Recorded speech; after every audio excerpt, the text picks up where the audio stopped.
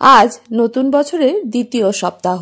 এই প্রথম সপ্তাহটা জুড়েই ছিল হরিদ্বারের ভিডিও, তাই আমরা 31 রাত্রে যে ফিস্ট করেছি পরিবারের লোকজন মিলে, সেটা আর ভাগ করে উঠতে পারিনি। আমার মতো হয়তো অনেকেই নিজেদের বাড়িতে বা বাড়ির ছাদে কিংবা আশেপাশে গিয়ে ফিস্ট কিংবা পিকনিক করেছেন। এই ছোটখাটো দিনগুলো মিলেই হয় আমাদের জীবনের ভালো সময়। আজ আমাদের ফিস্টের কিছু ভিডিও আপনাদের সঙ্গে শেয়ার করে নিচ্ছি, আর আপনারা শেয়ার করবেন আপনাদের অভিজ্ঞতা। কে কোথায় গিয়েছিলেন, কিভাবে ফিস্ট করেছেন, সঙ্গে মেনু কি ছিল, অবশ্যই কমেন্টে জানাবেন।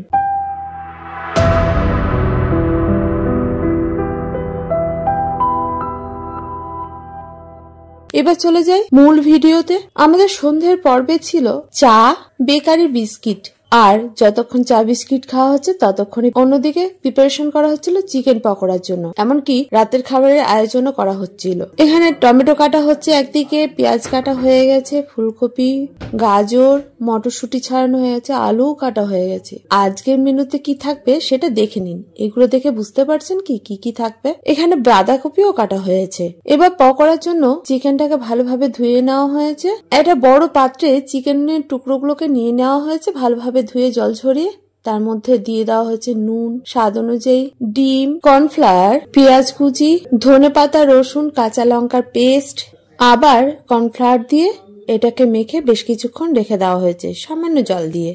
অন্যদিকে বসিয়ে দেওয়া হয়েছে রাতের খাবারের আয়োজন। পকোড়ার জন্য মাংসটা কিছুক্ষণ রেস্টে রাখা হয়েছে। এদিকে ভেজে নেওয়া হয়েছে মুগ ডাল। মুগ ডাল ভাজা হয়ে গেলে সামান্য তেল ছড়িয়ে আঁচ কমিয়ে এর মধ্যে যোগ করা হয়েছে মসুর ডাল। এবার বুঝতে পেরেছেন আশা করি রাতের মেনুতে কি থাকছে। এখন এই ভাজা ডালগুলোকে তুলে একটা পাত্রে রেখে দেওয়া হয়েছে। এবার একটা কড়াইতে পরিমাণ মতো সাদা তেল গরম করে নেওয়া হয়েছে পকোড়া ভাজার জন্য। তেল গরম হয়ে গেলে চিকেনের টুকরোগুলোকে একবার হালকা করে ভেজে তুলে নেওয়া হয়েছে। এবার আবার এগুলোকে দ্বিতীয়বার ভাজা হলে সেটা খাওয়ার জন্য রেডি হয়ে যাবে। এই প্রথমবার ভেজে নেওয়া হয়েছে কারণ যে যখন আসবে দ্বিতীয়বার হালকা ভেজে নিলেই রেডি হয়ে যাবে। ততক্ষণে তো অন্য রান্নার প্রিপারেশন করতে হবে। যাই হোক, আমাদের দ্বিতীয়বার ভাজা পরে পকোড়া একেবারে রেডি। এখন এটাকে পরিবেশন করা পালা। অন্যদিকে বসিয়ে দেওয়া হয়েছে একটা বড় পাত্রে পরিমাণ মতো জল।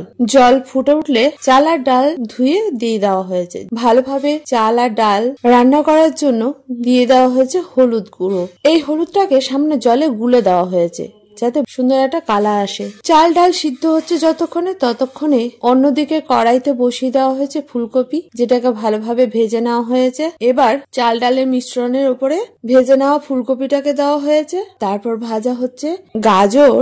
একে একে সব সবজিগুলোকে এভাবে ভেজে চাল আর ডালের মিশ্রণের উপরে যোগ করা হয়েছে।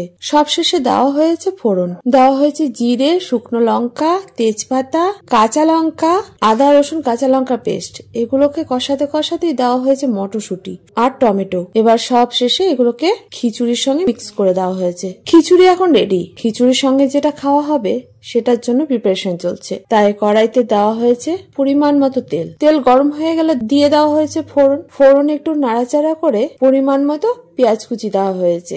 আসলে এখন তৈরি হবে চিকেন কষা। এই সময় যোগ করেছে সামান্য নুন। পেঁয়াজটা একটু লালচে করে ভেজে নেওয়া হয়েছে। ভাজা হয়ে গেলে এর মধ্যে দেওয়া হয়েছে আদা রসুন কাঁচা লঙ্কার পেস্ট। মশলাটাকে খুব ভালোভাবে কষাতে হবে। কষিয়ে নেওয়ার পরে আদা রসুনের যখন গন্ধ চলে যাবে তখন দিয়ে দেওয়া হয়েছে টমেটো। এরপর একে একে যোগ হচ্ছে গুঁড়ো মশলা, হলুদ গুঁড়ো, আরো কিছুটা বাটা মশলা ছিল সেটাকেও যোগ করা হয়েছে। এরপর দেওয়া হয়েছে জিরে গুঁড়ো, ধনে গুঁড়ো, কাশ্মীরি লঙ্কার গুঁড়ো আর ঝাল লঙ্কার গুঁড়ো। সব ভালোভাবে মিশিয়ে মশলা কষাতে হবে। মশলা থেকে যখন সুন্দর একটা গন্ধ বের হবে আর মশলা থেকে তেলও ছেড়ে দেবে, তখন যোগ করতে হবে ধুয়ে নেওয়া চিকেন। এক্ষেত্রে চিকেনটা একটু সাইজে বড়ই ছিল, যেহেতু কষানো হচ্ছে। চিকেন দেওয়ার পরে বাকি মশলার সঙ্গে কষাতে দেওয়া হয়েছে পরিমাণ মতো নুন।